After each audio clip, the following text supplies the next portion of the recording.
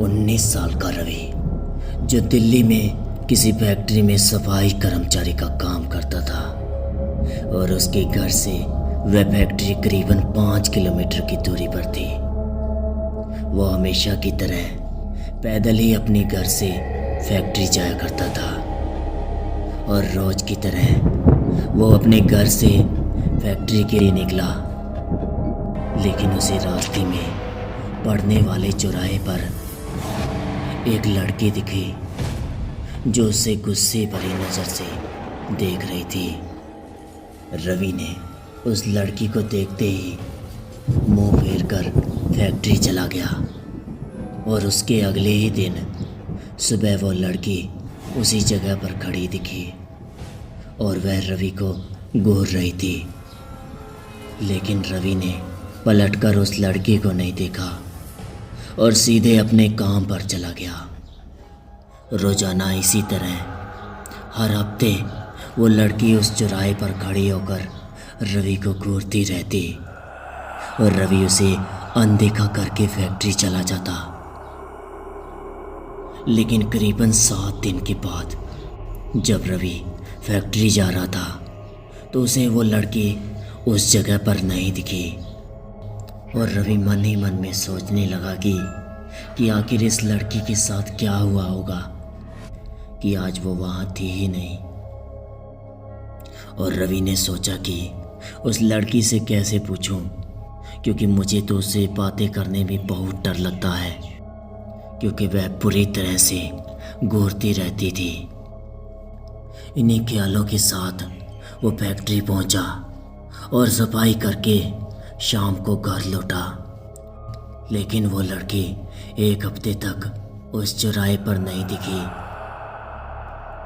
पर एक दिन जब शाम को रवि घर पहुंचा तो उसे अपने बेड पर एक चिट्ठी मिली। उसमें लिखा था, मेरा नाम प्रीति है और मैं तुम्हें 1 हफ्ते पहले रोज एक चौराहे पर दिखती हूँ, लेकिन कल शाम तुम मुझे वहीं खड़े होकर मेरा इंतज़ार करना। और चिट्ठी में उस लड़की की फ़ोटो भी थी जो उस चौराहे पर खड़ी लड़की से मिलती थी। रवि सोचने लगा कि आखिर इसे मेरे घर का पता कैसे मिला और यह चिट्ठी मेरे बेड तक कैसे पहुंची। इसी सोच के साथ वो सो गया और उसके अगले ही दिन वह उठकर जब काम पर जाने लगा तो उसे चिट्ठी वाली बात याद आ गई और वह पैदल होकर वो सुबह अपनी फैक्ट्री पहुंचा। लेकिन वह दिन भर उसी लड़की के बारे में सोचता रहा और शाम को उस चौराहे पर पहुंचकर उस लड़की का इंतज़ार करने लगा। लेकिन काफ़ी देर हो गई थी और वो लड़की वहाँ आई ही नहीं। लेकिन रवि इंतज़ार करके थक गया था, तो इसलिए वो घर की तरफ निकल गया और घर पहुँचते ही उसने सोचा कि क्यों ना उस चिट्ठी पर लिखे पते पर जाकर उस लड़की से मिला जाए।